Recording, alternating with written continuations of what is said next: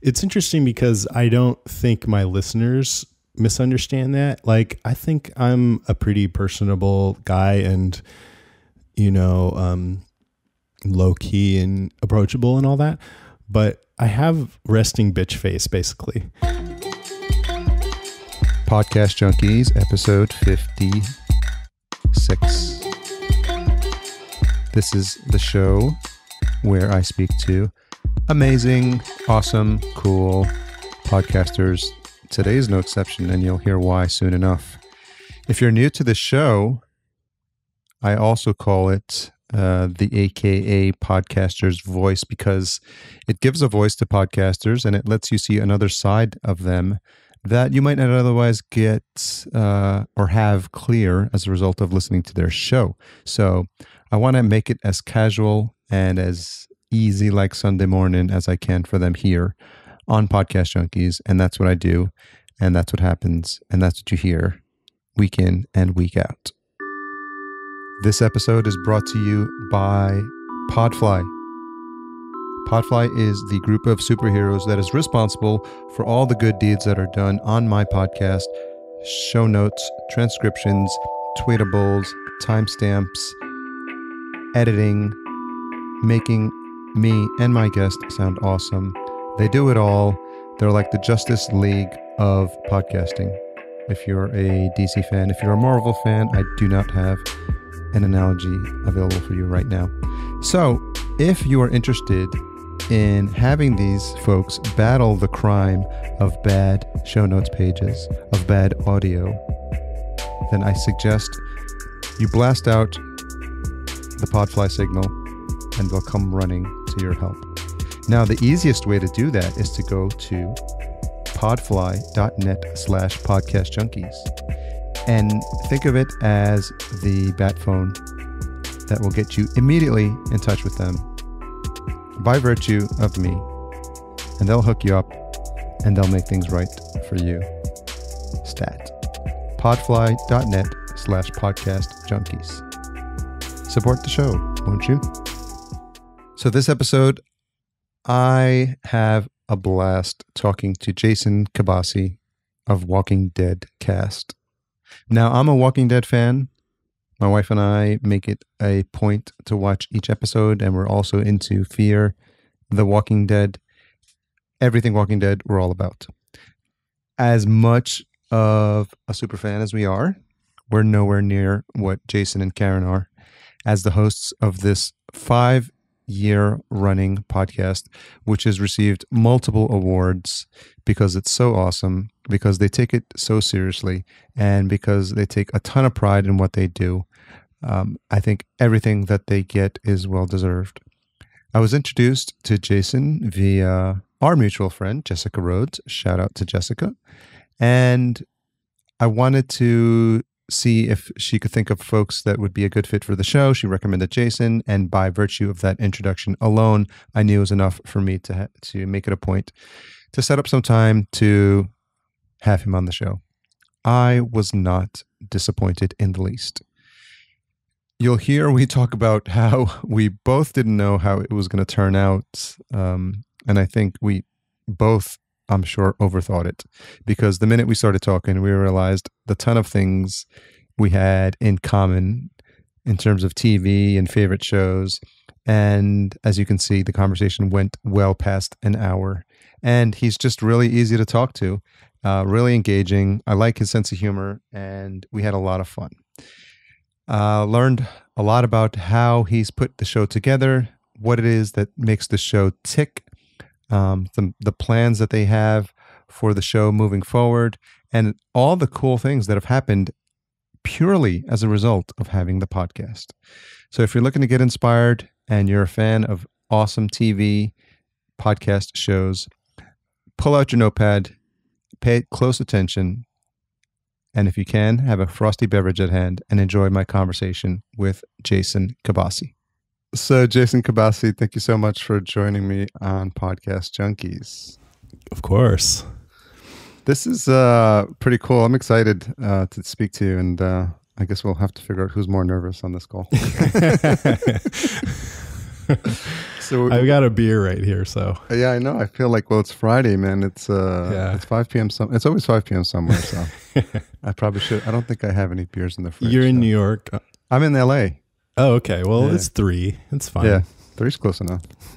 So we were introduced through Jessica Rhodes. Yeah. So how did you meet her? Was it just when she had you on her show? No, she in 2013 we were both at New Media Expo, and we won the Best Entertainment Podcast award, and she was in the audience. So she loves The Walking Dead, so she decided to check us out, and then she started stalking us. No, I'm just kidding. No, just kidding. I'm sure she's listening to this. She started listening, and she texted me or something, or tweeted, and we started tweeting back and forth, and I saw that she set people up with interviews. So we worked together a couple of times, and she's awesome.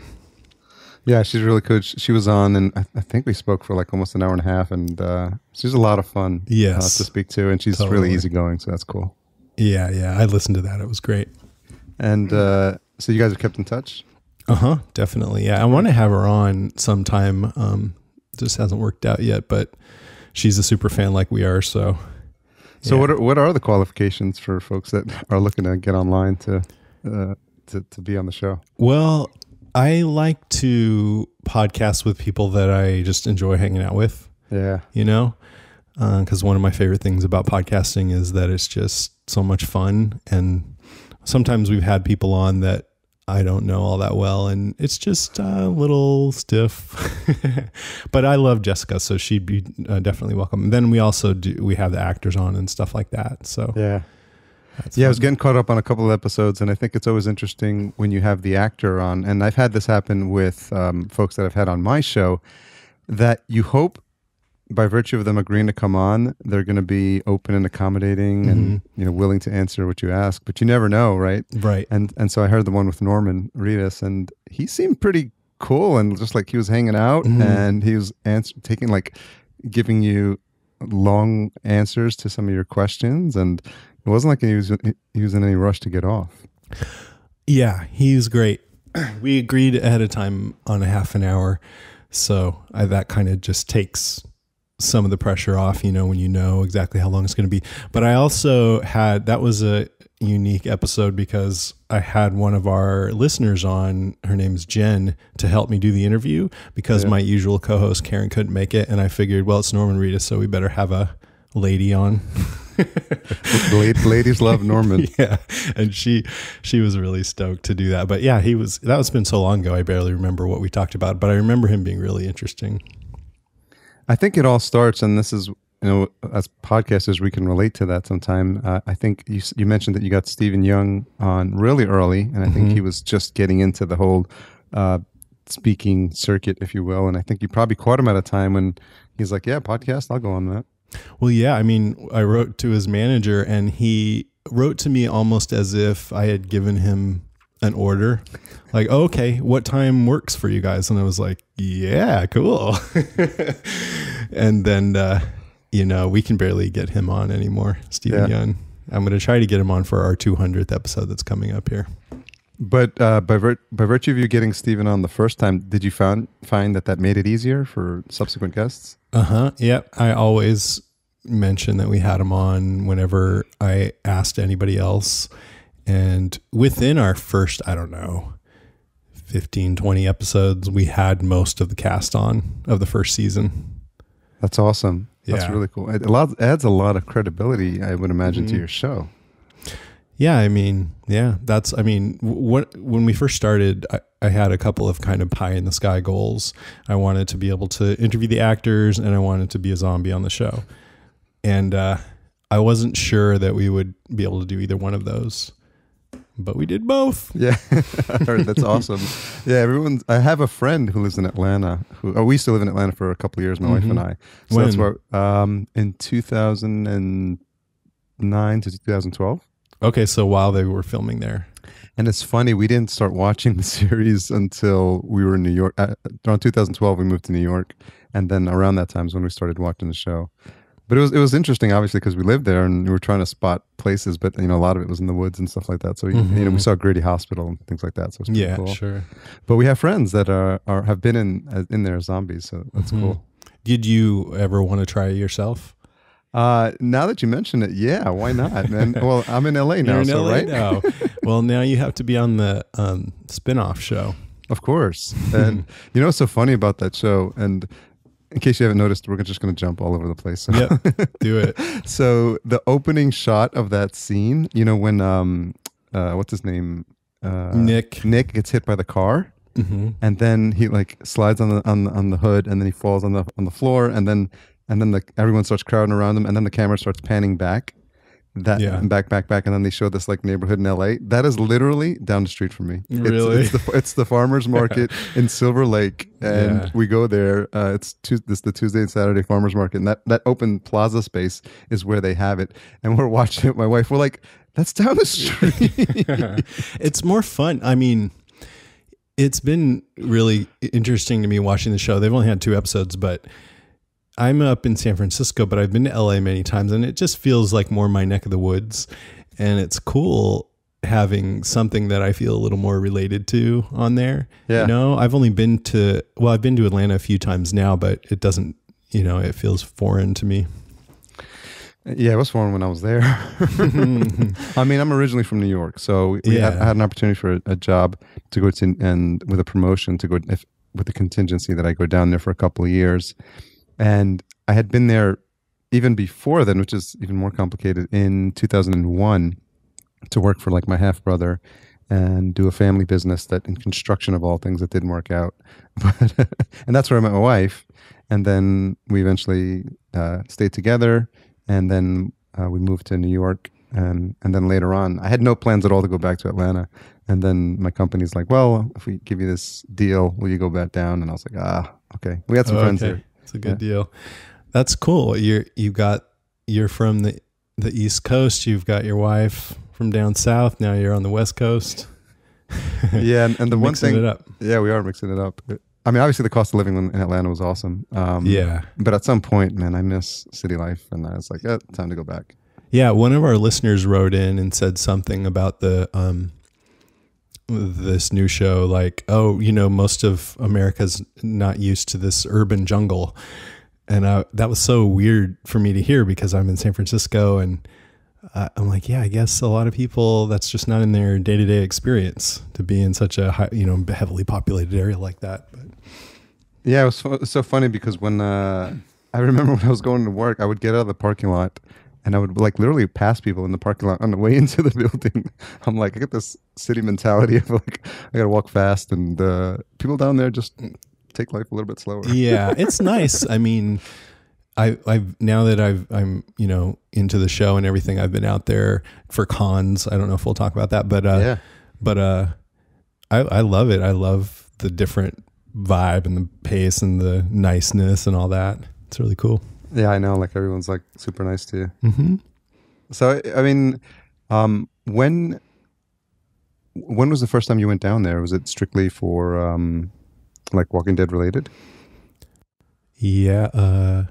So in 2011, I think my wife and I decided to go to Georgia for vacation. Yeah. And South Carolina, North Carolina, just because we'd never been there before. And in the back of my mind, when we made those plans, I was like, they film out there. Maybe I can, go check out the set or something. But then they were supposed to finish up filming a few weeks before our vacation. So I thought probably not. Then it just so happened that they extended their filming schedule, and they needed a whole bunch of zombies for a certain scene. And a friend of mine was already an extra, and she kind of snuck me in the back door. Nice. And so the first time I went out to Georgia, I got to be a zombie on the show. So are those open casting calls, or is that a special website you go to and just apply? I'm not allowed to tell you. No, I'm just kidding. They have a special company that's dedicated to getting extras, and it's called Extras Casting Atlanta. And I think they do put out casting calls when they need a large amount of zombies, but they have a whole pool of people that they call from first. And I think it's gotten a lot tighter too. I don't think I would be able to get in that way now. I mean, because back then, this friend of mine, she just got an email because she was already part of their group, and she just forwarded it to me and I answered it as if nice. Yeah. And they were like, okay. You know what? It's funny is that it's probably like the new like hipster like celebrity thing to do. Like go in there and say you were a zombie, and like no one has to even recognize you. But the fact that like they probably want to do it now, so that I wonder if people are like pulling favors and be like, oh, let me. Oh yeah, everybody wants to do it. Yeah, like I got a check for that, and I'm like, I would have paid to do this. Oh, you got paid for that? That's so funny. Yeah, minimum wage, but yeah, of course. No, but I think there wasn't there a TV show? I'm trying to think what it was, if it was Weeds or something like that, where everyone was like trying to be on the show and they were just dying to be in like a cameo. Oh no, I think it might have been Weeds or. Oh really? I didn't know about that. Or one of the, or I don't know, one of those. They just wanted to appear there as like this guest. Oh no, I think it was Dexter. I think people were getting killed on there. Oh yeah, that would have been a blast. Something like that.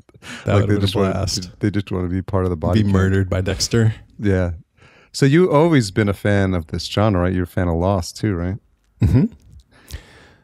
And you consider it the same? I guess so. Well, I mean this. Yeah, it's like it's kind of the broad drama. The broad. Well, you know what? It's funny. I lump into the category of like really fantastic, engaging TV. Yeah, almost cinematic, right? Yeah, cinematic. And there's this just hole in the past couple years, and I guess people say it started maybe with Sopranos, but you know, there's the level of like production value, script writing, acting that's showing up on TV now. Music, it's just bananas, man. Yeah, I was just talking about that with somebody, my friend, the other day, and we pointed to Sopranos as one of the first shows that really kicked that off. And 6 Feet Under for me was really good. I think that's my favorite show of all time. Man, I'm probably. I don't think I've ever said this on the air, but I cried at the end. Yes, that last it's scene. The best episode of ending episode of any show ever. I was like, sure.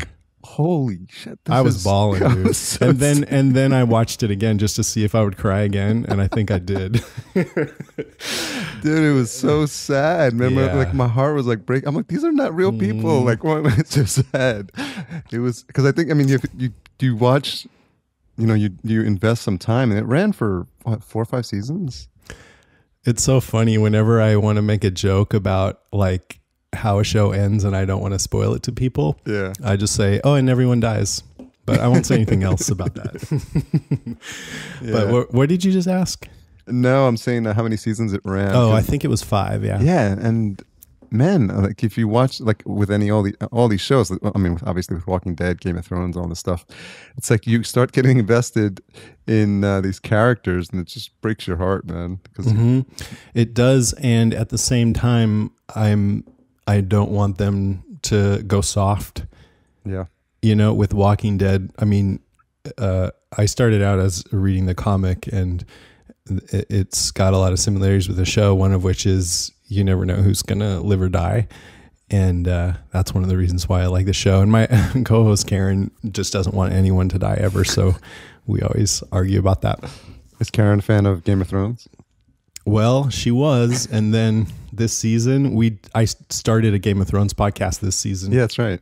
And she dropped out right at the end there when I won't say exactly what happened, but that thing with Stannis. Oh man. You know, oh man, that was brutal. He dropped, she was like, I've had enough. I'm not doing it anymore. I'm like, you have one more episode of the podcast. Nope. Is that the worst scene of that? I mean, there's literally like 3 or 4 that are just brutal. Never ever seen on TV anything like that type scenes. And I was like, wow. It is.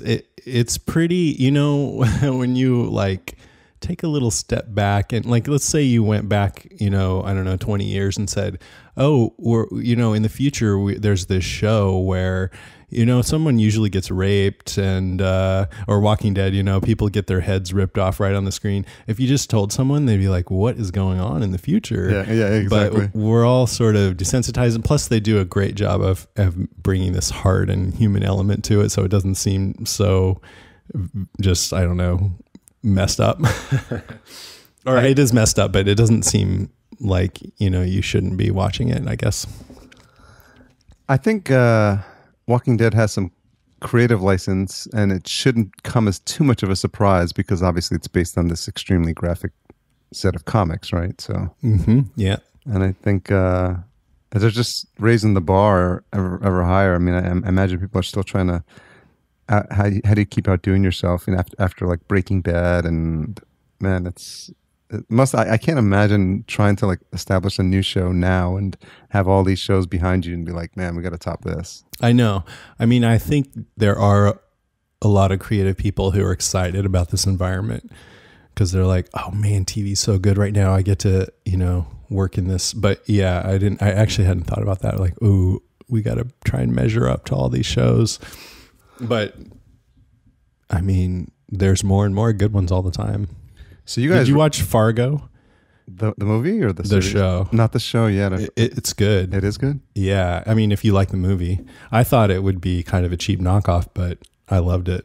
Is it the type of thing that's going to have multiple seasons? Or it is, but it's like an anthology, so each season is a new story. Oh, like American Horror Story. Yeah. That is a fucked up show. The first couple were awesome. The first one was amazing. And then the one with the witches was like weird, and and then we stopped watching it. And there's even I think there's a fifth one now. Yeah, it's Hotel. It's not out yet, but it's Lady Gaga and oh really? I forgot who else. Somebody interesting, but anyway, I love the second season, Asylum. That was really good. Yeah, that's my favorite. Actresses in there were really good. And what was I going to say? The others. So the anthology thing is, I guess, like I don't know if it's a trend, but True Detective is doing that as well. Yeah, and everyone said how great that first season was, but I didn't get around to seeing it, and then they said the second season wasn't any good.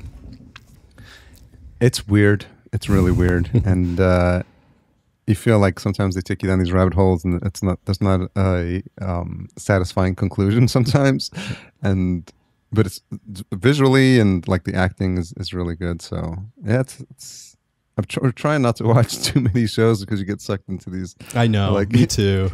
But then I heard, we're just going to talk about TV the whole time, but I heard that Mr. Robot is really good. I just started that, man. It's been coming up, in everywhere I look. I didn't even know what it was. And now I have to go check it out because everyone's talking about it. What I do is I Google best TV series for 2015, and then it starts going through like all the stuff. And Mad Men was on there, and I was like, I couldn't watch that at all. I really couldn't get into that. Oh man. Well, I don't want to cut you off, but let me just talk about. So Mad Men is, I couldn't get into it for the longest time. I watched like 1 or 2 episodes, and I'm like, no, I just hate all these people, and it's boring. But then when I pushed through, it became one of my favorite shows ever. Really? Yeah. It's like, just like each episode is like a well done short story, but I don't know if you'd have the same experience. I'm getting the vibe that you and I have similar tastes, but I don't know. Yeah. The one we actually had to push through, and I think my wife's from Colombia, so we were watching Game of Thrones, and I mean the English there is sometimes hard for me to understand. So she was just like, we need captions on this because I'm not understanding half the things they're saying. And I think we literally had to watch the first 2 or 3 episodes like 4 or 5 times until that's one of those things. I'm like, okay, we got to push through this because everyone and their mother is talking about it. Oh yeah. And you get through that first season, all right, good. And then we started Game of Thrones. I think last year. End of last year. And so we just like hammered through them all. Yeah, that's intense to watch all that in that short of time. And it messes with you, man, because you get through some of those season ending like scenes. Like what's it called? The wedding? Yes. Wow. Yeah. And then a couple of others after that. But we didn't have to wait for the new season to start. I can't imagine having to wait after like some of those season enders and just waiting like 3 months or 6 months, whatever it is. I think now a ridiculous amount of time they make us wait for this stuff. It's not right. Yeah, I mean, yeah, there's so much else to do, but yeah, I don't know. I like binge watching stuff, but with Walking Dead, it's nice to, well, I guess because I do a podcast on it, it's nice to have it stretched out too. So I guess you were reading I remember you said you were reading the comics at the time, so you felt, well, based on the comics, I'm going to roll the dice on this new series that's coming out months before it even premiered, and, hoping it would last beyond the first 6 episodes. Yeah. Karen and I both liked Lost, and Karen's my co-host. We've been friends for like 10 years or something, more now.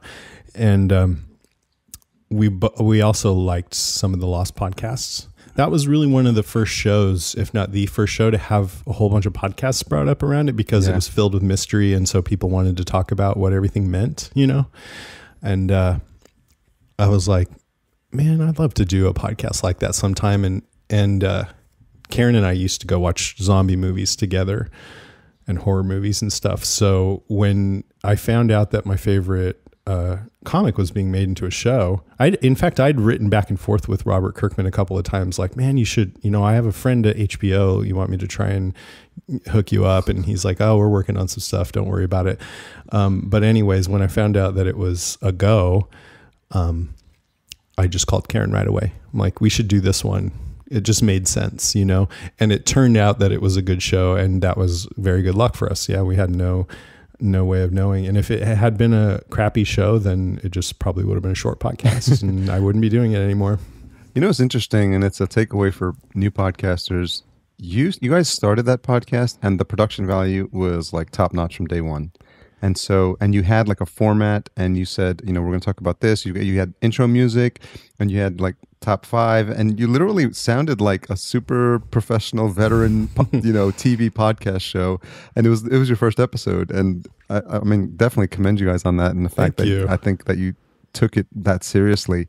I think it says a lot, and I think people should do more of that. Just come out of the gate with this, this approach that I'm going to, no matter how far this goes, I'm going to take it seriously from day one. Yeah. I mean, did you ever listen to Lost podcasts? I'm trying to think if I did. Jay and Jack were one of the big ones. No, that show drove me crazy. Man. I was so disappointed at the end. Me too. And I was like, oh, what? Totally. But you know what? People always say, oh, that last episode was disappointing. And I really think the only reason why that last episode was disappointing is because it just confirmed that all these pieces really did not fit together, right? It wasn't anything about the episode itself, because I thought it was actually one of the better episodes, but it just showed you that the whole show was kind of BS. Yeah, it's funny because in a lot of ways there was no way they were going to be able to wrap these loose ends up. And they kept kind of hinting early on that they would never do anything unless they had something underneath it. And then towards the end, because I used to listen to the official podcast, they started saying, well, it's not about the mysteries, it's about the characters. And I was like, oh, they're not going to be able to tie it all together. So, I mean, I still love the show, but it's a love-hate thing. But anyway, what was I saying? So this Jay and Jack, they had a very good podcast, and it was segmented like that. So we really modeled what we did after them. And I felt like from the very beginning that I wanted it to be quality, but, good production and everything you were just talking about, but also that we had fun. So I didn't want to take it too seriously. We've always still said that, we'll just keep doing it as long as we're having fun. But I also wanted to have the potential to actually do these interviews and actually get on the show and stuff like that. So I figured we should, make it good. I'm competitive too, so I wanted to be the most listened to one and all that stuff. It's funny you mentioned competitive, because you guys have actually taken the approach of collaborating with your competitors, your other podcasters, which I think is awesome. Thank you. Yeah, I mean, when we started out, there were already 2 other ones, and I would look and see who was higher in the charts and stuff, and start to feel kind of like I was driving myself crazy. And I'm like, no, I don't want to had these feelings. So we're both doing the same thing. And I started listening to, in particular, the Talking Dead. They're from Canada. They're really good guys. And liking that, I felt like simpatico, you know, so I got in touch and started collaborating and stuff. And that felt much better. Yeah, I had this conversation with someone recently about looking at this from an abundance mindset. Mm-hmm. And this pie is so huge. And, you know, podcasting itself is huge, but even the niche podcast, and there's niche of the niche. And, and I feel like the approach that you've taken really is, if you're coming from your heart and be like, you know, there's so much of this, and we don't have to like fight over an audience, and people are going to gravitate to you because they like your voice, they like your approach, they like the way you talk, your jokes, and then, you know, their jokes might not resonate with them, and so you guys could be, you're talking about the same exact thing, but they like Jason, you know, and Karen, and they just vibe with your, you know, your rapport, and they like that. So I always tell people, like, do your show even if 10 other people are doing it, because someone's gonna like exactly what you're doing and not what the other 9 are doing. And, you know, especially with TV podcasting, maybe other genres too, but if they do vibe with both of you, there's a good chance they'll listen to both of you. Yeah. Anyway, you know, I listened to a few different Lost podcasts. But yeah, that really did, when I made that shift to let's be friends, and it was early on that I did that, that has so shaped my experience with this podcast, you know, because I'm doing these conventions now, and that came out of a friendship with another Walking Dead podcast, the Walker Stalkers. And so, I mean, I didn't do it because I thought, oh, I'll get more out of it, but I have gotten a lot more out of it because of that than if I would have just, you know, I don't know, tried to be competitive and tell everyone don't listen to these other guys or something. I don't know what else you would do, but anyway, being friendly is where it's at. Well, I always tell people, whatever you're like missing or want more of, just like give that. So like if you want more love in your life, like just give love to people. Or if you feel like you're not making enough money, it's because you're probably being stingy in aspects of your life. So, you know, you were generous, and so then people in turn are going to be generous to you. So I think that's awesome, man. Yeah. That's a good reminder. Yeah, it's a cycle, man. I see it as this like cycle, and if you're not feeding into the cycle, how are you gonna expect, like, you gotta put out if you're gonna want that shit to come back to you. So, I imagine that if I was hosting a Lost podcast, I would just like, I don't know how I could hold it together at like for those last couple episodes, because I would just get on and just be like, hey guys, I don't know what to tell you here, but because I'm literally losing my mind, and I'm not sure I can provide much about you or something like I mean, well, I thought, because this spin-off of Walking Dead came out, and we were like, oh, we're going to podcast on this one too. And I'm like, what if it sucks? And I'm like, well, I'll probably just try and have as much fun as I can talking about how much it sucks, and do it in a thoughtful way. I mean, I just want to give my real feelings about everything, my real thoughts and emotions and all that.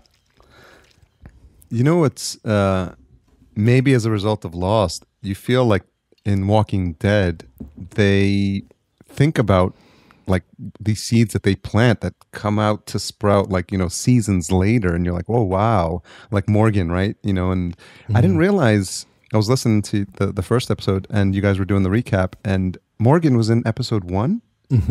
That's so crazy, because I knew he was first season, and I did not realize that he was literally in the first episode. And I think that's it. I don't think he was in the second episode. So he was only in the first season, I think. Wow. Talk about an arc, man. It's crazy that they have that like simmering in the background, and they're like, okay, we're going to figure out a way. And I haven't read the comics, so I'm purposely not doing that, because I like the surprise and the sometimes disappointment when you see characters die. It's different too. I don't know if you know, but the comic is different than the show sometimes, and sometimes the same. But Morgan was in the comic early on too, and then he came back later. So every time Lenny James was doing some other show on AMC called Low Winter Sun, and I was thinking, oh man, he's not going to be able to come back. But then that show got canceled. So I was like, well, that's cool. Because he's great. So talk about not that this is your only business, but you guys are doing pretty well, and I think you're monetizing, I would imagine, some aspects of the show, and you're going to the conferences. But like all good things, at some point, because it's TV and there's no series that's ever lasted forever, how do you think about this in terms of do you put other stuff on the fire and starting other topics, and maybe that's what you're doing with Game of Thrones? Yeah. So pretty recently, well, I think it was in April, I launched a network. So it's called Podcastica. And on there, we have, I think, 5 shows now. And I'm only on 2 of them, Game of Thrones, which we call the Game of Microphones, and Walking Dead Cast. But part of the reason why I wanted to do that is to be more associated with a platform that can outlast The Walking Dead. And I haven't really thought too hard about what else I can do, but I do want to keep podcasting when the show's over. At least that's how I feel right now. So it's on my mind. Yeah. I mean, sometimes I think maybe Karen and I should just do some other broad pop culture based show, but there are so many of those. So I don't know. But anyway, we're laying the foundation for it. Yeah, and I think that's, you've said, like you said, you want to continue podcasting, so you're going to start building things around you that support that, and at some point, unfortunately, Walking Dead will end. Mm-hmm. And the way it's going, I think, did I hear that it was supposed to go to 13 seasons? They don't really know, but I think, was it the head of AMC? Some of the higher ups are like, we could see it going 20 seasons. And I'm like, no, I don't think that would be good. I mean, right now they are in the show about halfway through the stories in the comics, but the comics are still going. But anyway, if the pacing was the same, then they would reach season 10 before they got to where they are right now in the comics. Okay. Yeah, but it's another thing I think of, we've done 185 episodes and we've talked about zombies for 185 hours. More. I mean, some of those are going hour 20, hour 30. And I'm like, I'm not tired of it. I'm not tired of talking about zombies, but you'd think I will get tired of that at some point. Well, to kind of loop it back into the realm of podcasting, like take out zombies and insert like whatever, mountain biking or computers or like gardening. People should keep doing it as long as they're still a passion. As long as you get up every morning or when you record your episodes and you can hear it in your enthusiasm. You guys have, like I said, a great rapport. So it sounds like you're having a lot of fun. And as you know, when you listen to podcasts, that stuff is infectious, right? Mm-hmm. We want to be entertained, and you guys are entertaining us through the virtue of the show. And I think it's just like a message to anyone who's starting something, like to do it attack it with the same sort of passion that you guys do it, and then stop it when you're not passionate about it anymore. Yeah, that's exactly our philosophy. We share a couple of other common likes in terms of movies. I heard you mention that you're a fan of Let the Right One In. Yeah, I thought that was great. I didn't get around to seeing the U.S. version, but I heard it was pretty good too. Yeah, we like foreign movies. And have you seen the Iranian vampire movie? Mm-mm. A Girl Walks Home Alone at Midnight or something like that. No. And it's crazy. It's from Iran. Yeah, and it's an Iranian horror movie, but it's super super stylish, and it reminded me a little bit of like Let the Right One In. So. Yeah, it's a crazy long title. It's called A Girl Walks Home Alone at Midnight or something. Okay. I'm writing it down. Yeah. So that's cool. Yeah, I think there's... And I'm always wary of remakes as well. I don't know if you saw Old Boy. No, I've heard about that, and it sounds so twisted. It is super twisted. Is it good? It's amazing. It's really? One of my, every time people ask me one of my favorite all-time movies, I say Old Boy. Really? Okay. And the remake sucked, but... I think my wife really likes that too. I'll check it out for sure. Maybe we can review it on the podcast. We do that sometimes. Yeah. And then I'll come on for that episode. You can if you want. Yeah. I mean, all right. I literally have seen it several times. Sweet. The director's really good. He also did The Host. don't know if you saw that one. Uh-uh. And it's a pure horror movie, like a monster movie, but the monster doesn't come out like until the end. Oh, yeah, I heard about that. Yeah. And I heard that was pretty good, too. And the CGI was really good on it. So sort of like what they did with, what's the Godzilla, right? The latest Godzilla. Yeah. It was called Godzilla, right? I always forget. Yeah. Yeah. And that was actually decent. I mean, well, I see, you know, I do love when they don't just go straight to the monster if the movie's really tense and good and stuff. But with that one, I was getting kind of bored, and I loved the Godzilla scenes. So I was like, oh, just show me more Godzilla. Yeah. But I recently saw with my wife, It Follows. Did you see that? Which one is that one? It was really good. It was really weird. It's this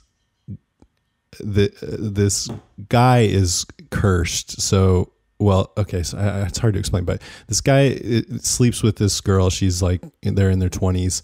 And then he tells her afterwards, I just passed along this curse to you. And so there's going to be this thing following you around. It can take the shape of any random person or maybe somebody that you know. And the only way for you to get rid of it is to sleep with somebody else and pass it along to them. And then you see, like, every once in a while, this just random person, usually naked, just walking along following the girl, you know? And so she has to run away. And then so she ends up sleeping with this guy that likes her, and then it kills that guy. So if it kills the person you slept with, then it comes back onto you again. Sounds complicated. It's really weird, but it was so unique and just well filmed and everything, and indie. Did you see the Scarlett Johansson Under Her Skin, or I forget what it was? It's the super dark, like I'll look it up, but that one is really trippy. Really, really trippy. Okay. I didn't even hear about that one. Yeah. It's I think it's Scarlett Johansson, Under Her Skin, or anyway. And then Under the Skin. It's one of those movies that after you watch it, you immediately like race to like the internet and you're like, Under the Skin, what did it mean? Yeah. I do that. You know, I do that after almost every movie I see. I go look up Wikipedia and read the production notes and all that. Yeah, because I want to hear people start talking about it, because it's one of those. It's one of those movies you're either going to hate or you're going to love. There's no like. There's no in between. It's so trippy that you're just like, what the hell did I just watch? And Scarlett Johansson is amazing in it, and she doesn't really talk that much. She's like an alien basically, and she comes and she's like, because she's like sleeping with like men as well, but when she sleeps with them, like the trippiest things happen. That's crazy. So, and then you said you saw Ex Machina, right? Oh yeah, I loved that one so much. It was really good. I think the ending was, I'm not sure about, but it was kind of like a slap in the face. Yeah, everything, like 95% of the movie was amazing, and then I was like, I know they got to wrap it up somehow. But well, do you mean just what the android did to the guy? Yeah. See, when I saw that, there was a part of me that I don't know if you heard me talking about it. I probably already said this, but that felt like, oh man, that I've had that feeling before, where someone who I'm like, and I think might like me, all of a sudden they just totally diss me. You know, they don't kill me, but I'm fucking spoiling it. Sorry, but anyways, I had that feeling, that negative feeling, but I thought, no, this was right for the story. And so I'm okay being moved by something, even if it's an uncomfortable place, if I feel like it's right for the story. But, I mean, that's subjective for sure. Yeah, I mean, because with all these movies, it's nearly impossible to please everyone. So yeah, it is. But I just thought that movie was really well done. And we want to go stay at the place, like the place where they were at was filmed in some hotel in Norway. Yeah, that was crazy. I'm like, I can't believe that was actually somebody's house. Like the scene with the helicopter flying. I'm like, where the F is he? It's someplace in Norway, and a lot of it's a hotel that you can actually go stay at. Oh, you got to let me know what that is. Like, my wife would be totally all over that. We're like fans of like Scandinavian, like the right one in obviously is Danish. Yeah, I think so. And we've seen a lot, and she's a fan of Lars von Trier as well. I want to check out that whole, what is that, like 9-hour sex movie or something? No, I'm not sure which one that is. He just came out with something crazy like that. Yeah. Yeah, he's crazy too. The posters just show all the actors having orgasms. Yeah, what is that rated? Like, I don't know. Probably NC-17. So last thing on the movies before people start to think this is a movie podcast is I've never. It's funny. As far as zombies go, like I saw the first one is Night of the Living Dead, and then it's Dawn of the Living Dead, and then Day of the Living Dead. Dawn of the Dead and Day of the Dead. Day of the Dead, yeah. Mm-hmm. But I remember Night of the Living Dead was like totally freaked me out because what year was that? 68 or something like that. It's so creepy because it's black and white. Yes. And it freaks the hell out. Obviously, I was born in '70, so I saw that later on, and man, it scares the crap out of you because I probably watched it on like a small TV. Mm-hmm. I mean, and I think back then it was more shocking even. You know, I think that's one of the reasons why it's so renowned, because they didn't have such bleak, just raw cannibal filmmaking before. I love that movie. It's very creepy, and I think it almost plays like a documentary. Mm-hmm. The way he shoots it and stuff like that. And the other one that freaked me out was no, I don't think there's much music. I don't remember. No, and Invasion of the Body Snatchers. Yeah, I saw that as a kid. That was dude. No, I saw the '70s remake. Did you ever see that? That's the one, Donald Sutherland. Yeah, yeah. It just messed me up. So then I didn't. Then a lot of zombie movies would come out and they'd just be like blood and gore, blood and gore, blood and gore. And then 28 Days Later came out, and I went to see that with my wife, and we were just like, wow. That was like, it's super stylish. Just the acting was amazing. The music was so, it was Danny Boyle too. So it was like, I was like, he totally has reinvented this genre. It was crazy. Yeah. And that's the one we just kept watching like 3 or 4 times. I know. I love that one. But one of my favorites though is the 2004 Dawn of the Dead. Did you see that? No, I haven't seen that. You got to see that. Yeah. It's Zack Snyder, who's now doing like Batman, Superman. But this was my favorite movie he's ever done. What was special about that? I think it's my favorite zombie movie. For one thing, it starred the acting was really good, and one of the actors is the guy who plays the dad in American Family. I mean, what's that TV show on ABC that's really popular? Modern Family. Modern Family, yeah. The dad in that. Anyway, it just, I don't know what was special about it. It was the zombies were amazing, and the plotting was great, the pacing, and it was kind of funny in parts and scary. Yeah, it's just really good. I mean, I consider it a really prime example of a great zombie movie. Although it didn't have, George Romero's known for having all this sort of social commentary in his movies, and it didn't feel like it had that so much. It's funny, you read something from Robert Kirkland during episode 1, and he was specifically saying, and I think he was referring to the comics, that it was meant to be social commentary, like questioning like the very fabric of society. And that's literally like what I see with Walking Dead, because when people ask me about the show who haven't seen it, I'm like, it's not about like zombies, it's about like the people who lose it, like when this happens, like when the world goes to shit, like how people act. And I think that's what makes it so fascinating. Hell yeah. And I think that's probably one reason why I'm not tired of talking about it, because it's not just talking about zombies, although I like doing that. But yeah, it's just all the issues that the situation brings up. And it's like pretty core to who we are. What would we do when we're faced with death, basically. Yeah. Who would we choose to protect? And just, it brings up a lot of interesting topics. But one thing that Karen and I always try to do is keep it light, because we think the show is bleak enough as it is, and people want to have that a little bit of a release around it, Yeah.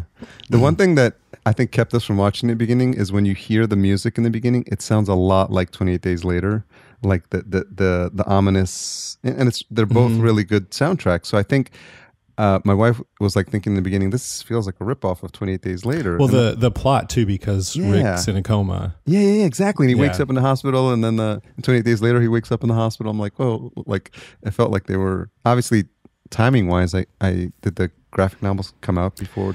I think if I remember right, the comic came out around just after 28 Days Later, but it had been written according to Kirkman before that, so it was a coincidence. Okay.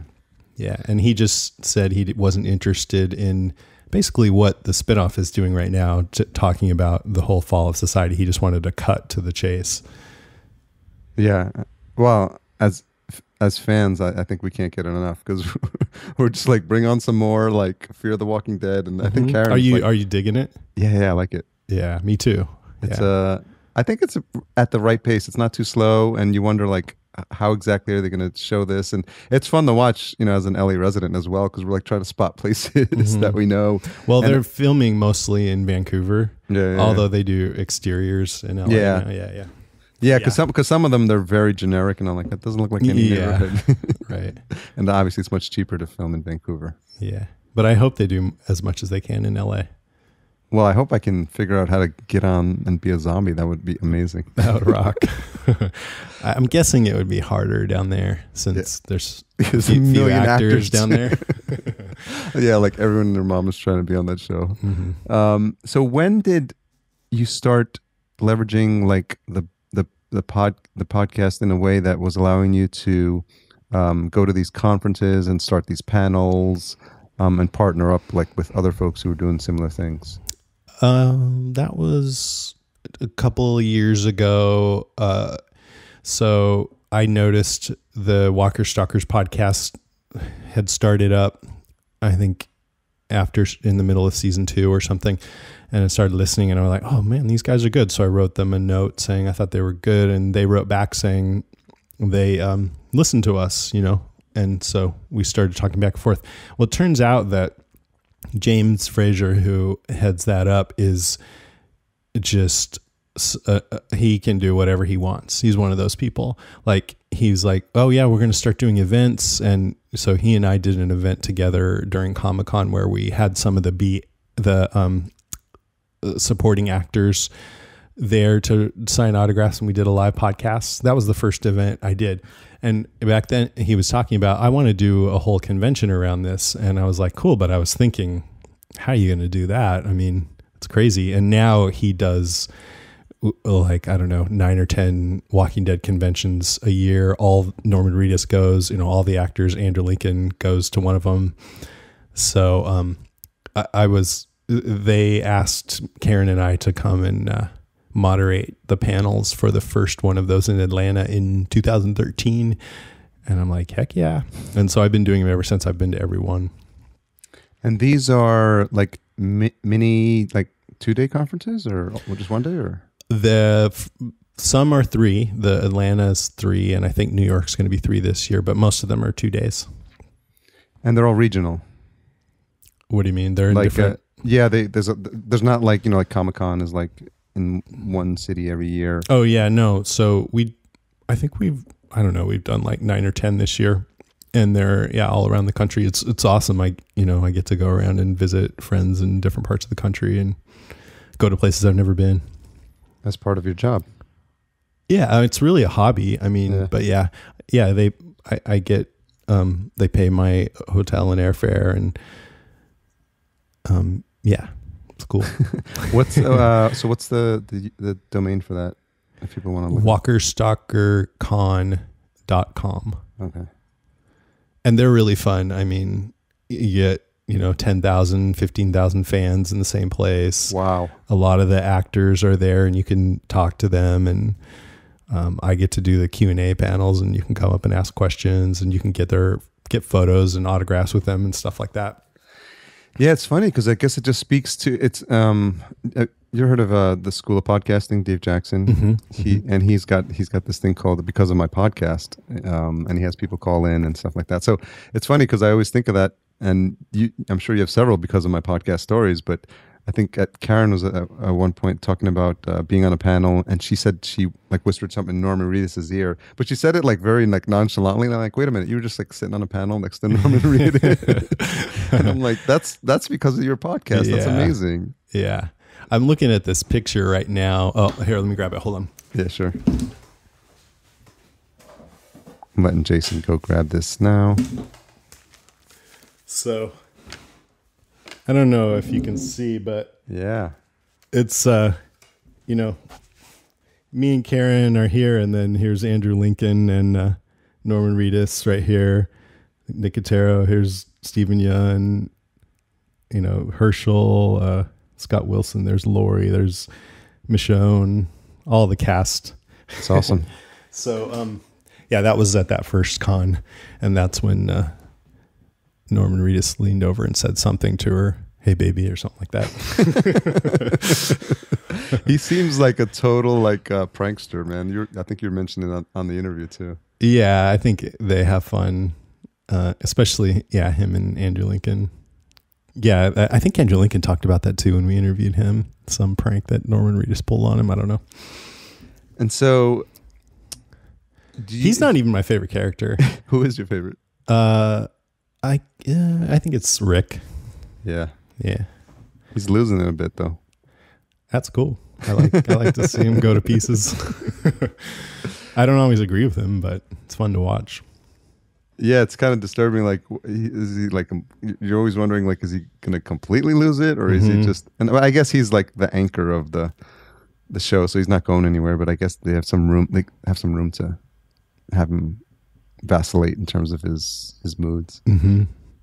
Yeah, I think I imagine it must be tough because it really is his story, and over 5 seasons, how can you every season have an arc with this guy, and then what do you do? Start over at the next season? But they've done a good job of having him slowly lose his mind over the course of the whole series, and still kind of feel like the core of it. But I think it's really exciting what they're doing with him.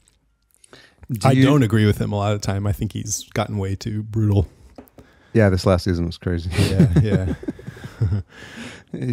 Well, everyone gets hardened, right? I mean, I don't necessarily blame him or think that I would be any different, but I'm just like, man, you need to chill out.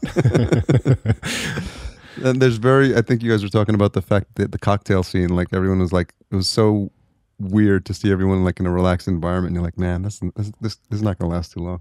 It's like if you got just a bunch of people having PTSD and gave them a cocktail party. Have fun, guys. Totally, that's exactly what it is. Mm-hmm. So you've said that you've always been a fan of zombies and comics as well. I think you said you had 3,000 comics, something like that. Yeah. And did you start with the graphic novels or like the superheroes? Superheroes, yeah. And I'm still into all that stuff. I started in like 4th grade, and I don't collect as much as I used to, but I still kind of keep up with it. And really, the superhero comics have grown up with everybody else. I don't think as many kids read comics these days. You go into a comic shop, and it's like, for a while there, it was like 40-year-olds all. Now I see some people that are a bit younger, but the storylines are more mature than they were when I was a kid. Yeah, it's definitely not like Archie and Jughead. Yeah. Or, when you had like Stan Lee writing the comics and they were just shouting out, behold the mighty power of Silver or Galactus or whatever. Yeah. But now it's like this guy, Brian Michael Bendis, he's one of my favorite writers. He'll sit and just listen to how people talk so he can replicate their dialogue.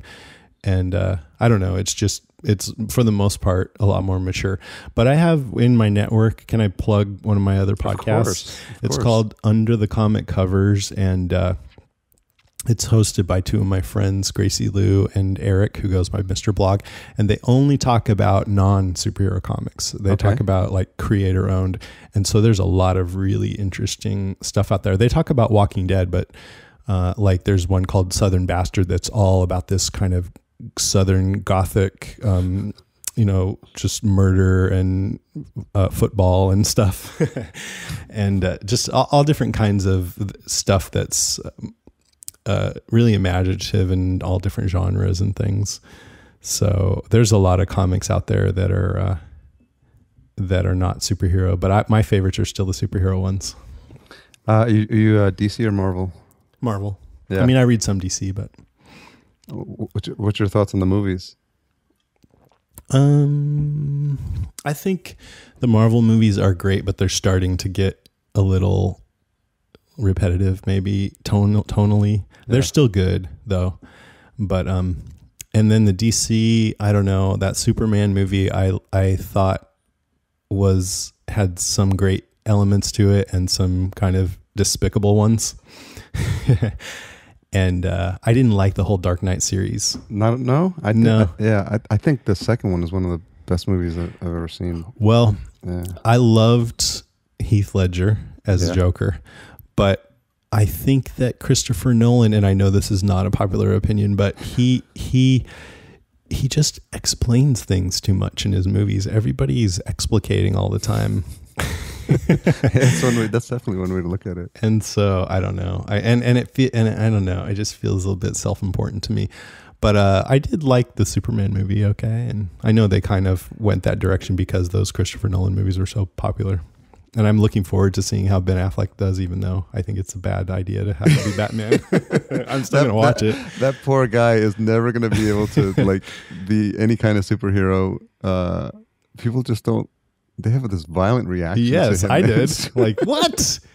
You're stupid. Of all the actors they could have picked, man, and they already saw him as was it Daredevil, and they didn't buy that. And but the rumor has it, and this is probably just PR, but that Warner Brothers loved his Batman, and so they're already planning a bunch of standalone Batman movies.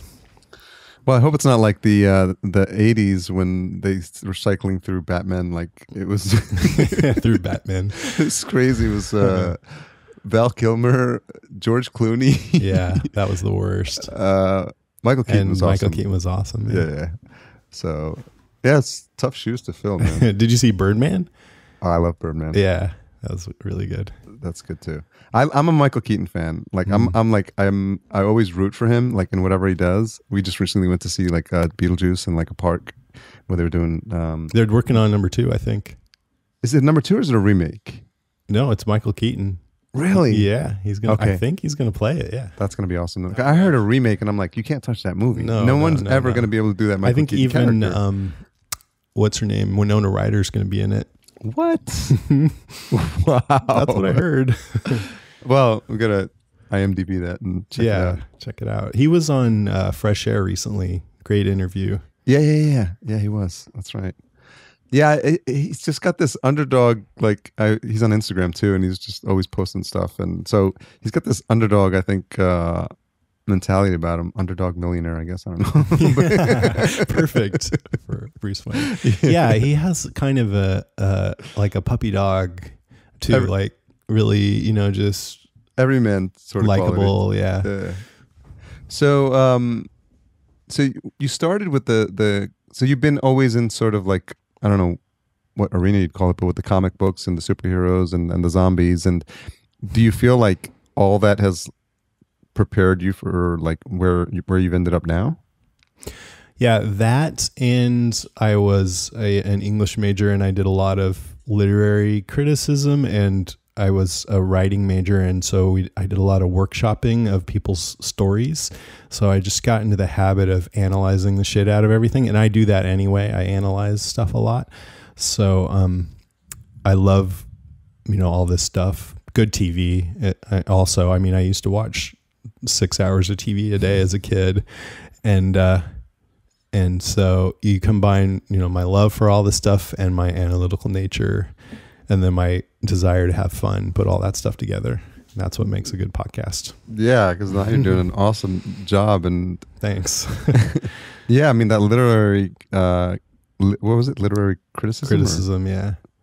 Yeah, that's perfect, because that's exactly what you're doing as you're breaking apart these shows. And you need that sort of skill set in order to speak intelligently about what's happening in all the different layers. Because sometimes people watch and they probably miss, they're there to get entertained and for the eye candy. And you really need like the podcasts like yours to talk about what's happening at like level 2, 3, and 4. That's what I want to do. Yeah. And sometimes I fall into the instinct too of just like, that one part was so great, wasn't it? Yes, it was awesome. And that's it, but that's cool too. Okay. A little bit of that just to show your passion for it, like you said. But I really want to try and give different perspectives and think about things a little more deeply and stuff like that. I think it helps enhance other people's appreciation of it. So you went to UC Santa Barbara. I did. Yeah. for undergrad. That's so funny. I heard you mention that, and it's relevant because we just went to Santa Barbara for the 3-day weekend. We went and checked out the wineries, and I forgot, I was listening to something or reading something. Apparently UC Santa Barbara is like constantly ranked in the top 5 party schools in the country. Uh-huh. Was it like that when you were there? Yeah, especially on Halloween. It's just the whole, Santa Barbara is like a city over here, and then 20 minutes away you have the campus, and right next door to the campus is 1 square mile, and it's the densest square mile this side of the Mississippi, and it's all students. And so it's just like student town, right? And the cars are nice and the houses are all beat up because, you just trash your house all year and then you move on to the next one. So yeah, it's total parties. But to be honest with you, when I was there, I really didn't click into it all that well. I partied, I did my fair share, but it didn't feel like my spot, really, my place. And then I went to grad school in Boston after that, and that was more my speed for some reason. I don't know why, but it could have just been timing or whatever. I went to Syracuse, and they were constantly in the rankings as well. It's not something you want to be known for, like party school, but you know what it was? It was we did the trolley. We've been doing this thing lately where we go to a new town and we just ride the trolley and the tour. And it's a fantastic way to see the city. So we did it in Santa Barbara, and it takes you up to the Oprah mansions and and the guy who the founder of Beanie Babies, Ty something. He's got like the $110 million property somewhere up in the hills. Oh, and in the Santa Ynez Mountains, right next door, right next to there is where Michael Jackson's whole thing, like Neverland, I guess, Neverland Ranch. That was Santa Ynez? Yeah. And that's where he used to bring his little friends to play. So yeah, we did a couple of months ago, we did the whole Santa Ynez region, which was the actual wineries. And that's a lot of fun. And then this time we just did the actual city, and we did the urban wine trail where we go to the wine tasting rooms. So coming up from LA, does that feel sort of just like slowing down and enjoying? Yes. Yeah. That's what I would think. So it's beautiful. It's really nice. It is, over there. It's gorgeous. It must have been a nice place to go to college. It was. We lived right on the beach too, so you could hear the waves. Yeah, that was my favorite part. I'd walk on the beach all the time. So we'll wrap this up in a bit. I'm trying to think. As you do you try to plan, like look forward in terms of what's going on with the show, or are you sort of paralleling the series? Because in essence, like, as long as that keeps going, you guys keep going, and not think about what's going to be happening with the show, 6 months down the line. You mean like how do we plan the podcast? Or whatever.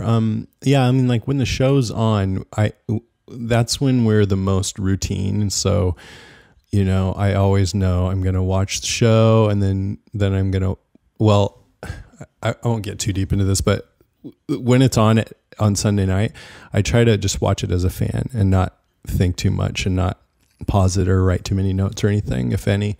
And then the next day, all day long, is spent just going through and pausing and writing notes and finding news items and getting listener feedback. It takes me all day long just to prep the agenda for the show, and then we record over a couple hours, and then I edit for like 4 hours after that. Wow. It's too much. I need to figure out. But anyways, so that just happens, all season long. And if we can get I've kind of backed off on the interviews because I just haven't had time lately. But if we get interviews, those happen in between whenever the actors can do it. And then when off season, that's when we get to kind of be creative and just do whatever the hell we want. And, like I wrote down Old Boy, so maybe during the hiatus, you can come on and we can talk about that. So I have that as a feature. So I kind of keep a list in the back of my mind of what to do during the off season, because we go bi-weekly. You did a recap of the last season of Breaking Bad. Yeah, we've covered. Have we covered all of Breaking Bad? No, we haven't. We covered all of Game of Thrones. But anyway, yeah, we get pretty off topic sometimes, and I try to tie it in. But when we're not talking about Walking Dead, I'd say our downloads are about maybe 60% normal. And I'm happy that people still want to hear us, even if we're not. And I always do try to put some Walking Dead news in there. But yeah, they go down quite a bit. What's funny is even on episode 1, Karen was reading, she's like, she went out of her way to find like zombie news. Well, that was one of our ideas. Yeah. Yeah, it was cool.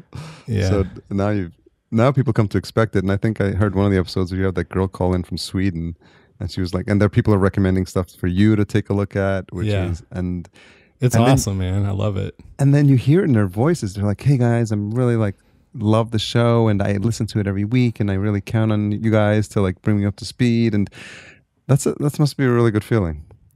You know what else is a good feeling? It's a pleasure just sitting here with you right now and know that you've done your homework, and you're asking about all these different facets of the show. Thank you.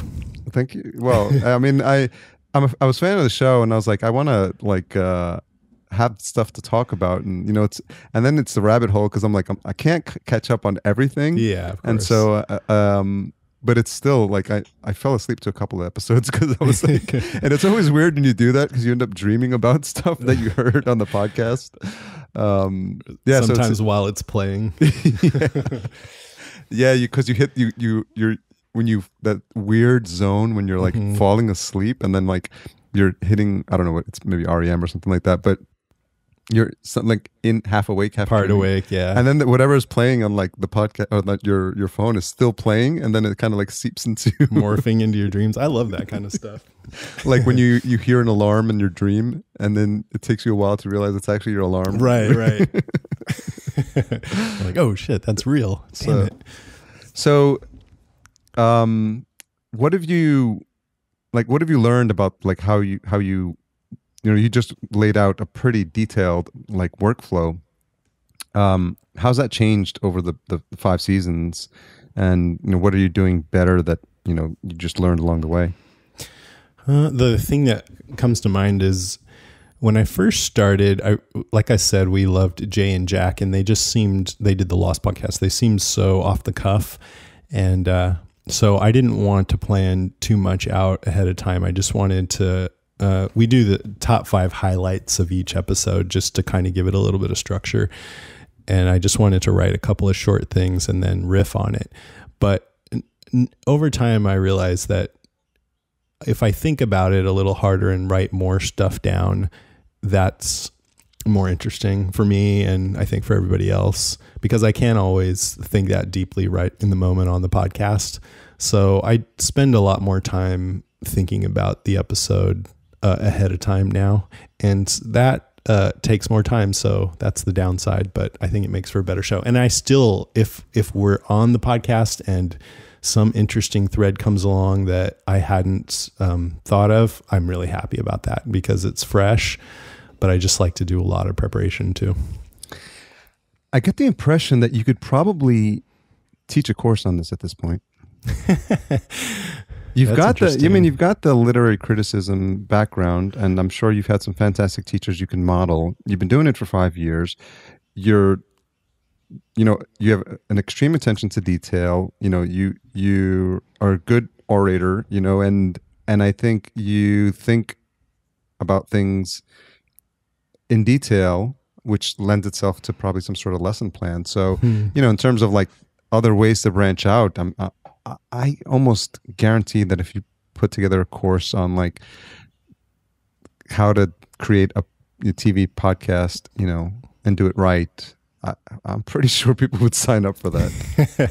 That's interesting. I mean, I definitely have a lot of thoughts on it, but I think of people going, don't tell me what to do. That's what my thought is. I'll do it the way I want. Well, but that's really interesting. I'll think about that. Yeah, because people need guidance, and it's like script writing class, right? All the people that go to script writing class, they just need a framework and some models to follow, and then they go and they I'm sure the best of them, Spielberg, Spike Lee, all these, they probably took script writing 101, right? Right. Yeah. With anything, I guess what you do is you listen to the course or read the book or whatever, then you take what's useful and ignore the rest. Yeah, my business coach tells me first you adapt it and then you adopt it. Is that right? No, You adopt it and then you adapt it. I always get that messed up. Yeah. You adopt it. He's like, literally, like, use my templates for, like, because I put together some stuff on webinars and stuff. And he's like, just do exactly what I'm doing. Obviously change the text and stuff, and then later, like, tweak it and make it your own. So right. Just like you would with a child, you adopt the child and then you adapt it to your way of thinking. Exactly. You don't have any kids, right?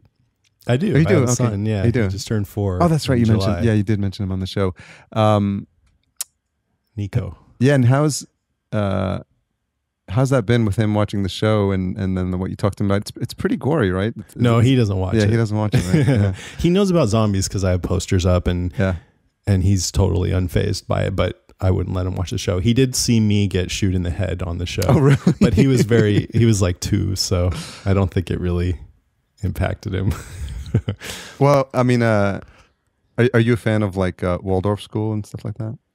That rings a bell, but I'm not sure what it is. It's this whole, like, alternative way of thinking, teaching, like, hands-on, like, life examples, like really touchy-feely type stuff. And it's a pretty interesting way. And I think when we have kids that are ready to go, that's something we're going to take a really, really close look at, because I think it just makes them think differently, and there's no, like, black and white answers for stuff, and really progressive. So I've heard, yeah. I think that it's a movement called anthropomorphic. I always get that word wrong. Anthropomorphic. I'm 0 for 2 here. Something. Pomorphic? Something like that. Something. I thought that meant when you, like, have talking animals or something. I don't know. Anthroposophia. Anthroposophic. That's what it is. Okay. And so I'm gonna make people Google that now. It's like a school of thought, like I think it's P. Yeah. Anthroposophic. It's such a freaking hard word, man. I'm looking up anthropomorphic. It says relating to or characterized by anthropomorphism. Thanks a lot. The attribution of human characteristics or behaviors to a god, animal, or object. That's the one you're thinking of. Knew it. So this is Anthroposophic. Anthroposophy is spiritual philosophy mainly developed by Rudolf Steiner. So that's, like, his school of thought and stuff like that. So yeah, it's just this whole. I like experiential learning for sure. Like, and I was actually getting really into that for a little while. And my wife and I are pretty different in a lot of ways. She's much more practical than me, and so we kind of have to find a middle ground on stuff like that. I do think there is some value in just kind of going through public school. But on the other hand, I don't like the idea of them thinking there's a cookie cutter solution for everybody and kind of stamping down any individuality. So we're going to have to figure that out pretty soon, because he'll be going into kindergarten next year. But I think more schools are, especially in San Francisco, are adopting some of those more experiential and methods suited towards individuals as much as they can. Yeah. There was a Simpsons episode, and they were like, the power went out in the school or something like that, and so they were adopting, like, for a week, like, this whole school of thought, and they were, like, learning math. Like, the farmer, like the crazy hippie farmer, was, like, teaching them math skills, and it was just like, it was interesting that they were introducing those topics. But I guess the kids of those the writers probably all go to those types of schools anyway. That's probably why they do that. Are you so you want to have kids pretty soon? Yeah, I think so. Yeah. Yeah. We That's waited great. long enough, so do it. do it. Oh man. So what has got you? Do you have time to, like, listen to other podcasts? Or are you so focused on what you're doing that you're not even aware of what other folks what's going on? I listen. I probably listen to more podcasts than I do watch TV. Okay. But I'm not watching much TV right now, so I'm not really watching TV podcasts. I listen to other Walking Dead podcasts occasionally, but kind of sporadically. So I like New Yorker political podcasts, The Truth is a great I've heard good things about that. Storytelling. WTF I'll listen to with Mark Maron when he has somebody on that I care about. Yeah. So there's a few tech podcasts I really like a lot. The Talk Show with John Gruber. Okay. So a few different kinds of things. Yeah. I had Brendan McDonald on, his Mark Maron's producer. Oh, no way. That's right. I saw that. Yeah. I listened to the episode that he did with Mark right after Mark interviewed which was the amazing. president. That was one of my favorites. Yeah. So I got to talk to him about that. How was that? It was amazing. I literally made that connection through Twitter, man. It was crazy. That's very cool. And that's cool, man. It was, I've told the story a couple of times, but I tweeted at him because I heard him on the Wolf Den, and I said, hey, would you be interested in coming on? He's like, yeah, sure. He's like, I'm going to be a little busy. This was before the Obama interview. I had no idea this was going on. And he's like, yeah, try me in a couple of weeks. And then the Obama interview comes on, and I was like, oh, okay, that explains kind of busy. Yeah. And I thought he wouldn't be able to do it after. And I said, I reached out, you still up for this? And he's like, yeah, let's do it. So he lives in Brooklyn, so it was awesome. Will you have still have like a connection with him? After that? Yeah. I mean, we're not like online golf buddies. Yeah, he's pretty reserved. It's funny. He's like close to the cards close to the chest kind of guy. But he was really nice afterwards because I tweeted about the show, and he's like, I just was on this interview show with Harry from Podcast Junkies, who was really saying such kind things about me. It was actually very humbling. So he like made some comment on there about Twitter, so which I thought was nice, which is pretty cool. Yeah, I mean, it's always nice to get feedback like that. Hell yeah! All right, last question. What do you think is the most misunderstood thing about you? My sexuality. No, I'm just kidding. Let's see. God, I don't know. Oh, I think, one thing that comes up, it's interesting because I don't think my listeners misunderstand that. Like, I think I'm a pretty personable guy and, low key and approachable and all that. But I have resting bitch face, basically, And so when I'm out and about, I think people think that I'm angry or scary or something because I don't, I don't, until people get to know me, they seem a little reserved around me. And I hate that, I wish that you could just get past that first part and get to the part where you're everything's cool and warm and friendly and stuff. Well, I can definitely vouch for that. After having spent the past hour plus with you, I heard touches of it, because of the interaction you have with Karen on your show, and you just really guys like to ham it up, and it probably speaks to the fact that you guys have been friends for so long. But I think, for the listeners out there, you just need to give them a chance. And at the end of the day, Jason needs a big hug, just like the rest of us. That's right. So, what's the? I know you've got the site for the podcast. Is that the best place for people to track you down? Yeah. I'd say probably the one I'd want to send you to is podcastica.com. Yeah. That's our new network site, and you can get to all our Walking Dead stuff through there. You want to spell that out? podcastica.com. Well, Jason, I had a blast. Me too. It's great. I was so nervous, but you're really easy to talk to. No reason appreciate it. No reason to be. And I'm glad to hear that hopefully we'll stay in touch. And we're both on the West Coast, so we should make something happen. Yeah, I'm going to see if Karen wants to watch that movie, and then maybe we can do something in the summer or something like that. Yeah. Or whenever, the break is from Walking Dead. And I'll keep trolling the backstage weekly to see if I can get if you get on, you tell us for sure. Yeah, I will. All right. Okay. Thanks so much. Have a fantastic weekend. Thank you. Another fantastic conversation. Another awesome new podcasting friend that I have. I'm so happy he's on the West Coast. We're going to make it a plan to get together.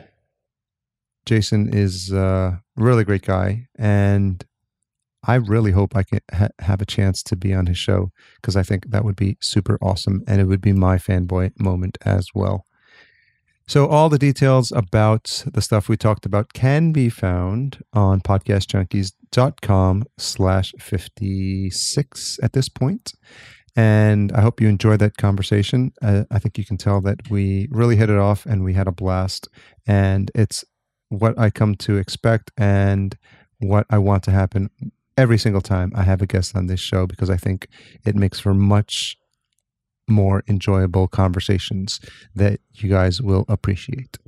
So thanks again to Cedar and Soil at cedarsoil.com for the music. I can't say enough good things about my friend George and the fantastic music he's producing. You really should check it out if you do get a chance, and check out his latest album.